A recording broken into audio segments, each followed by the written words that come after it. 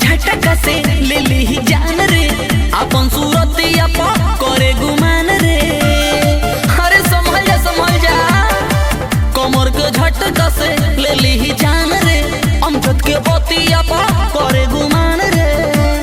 बाली बिहारी जिंदगी वायल कदी रे गोलू श्रीवास्तव जिंदगी वायल कदी रे। एम्बुलेंस ही घायल कदी रे एम्बुलेंस ही घायल कदी रे एम्बुलेंस ही घायल कदी रे एम्बुलेंस ही घायल कदी रे।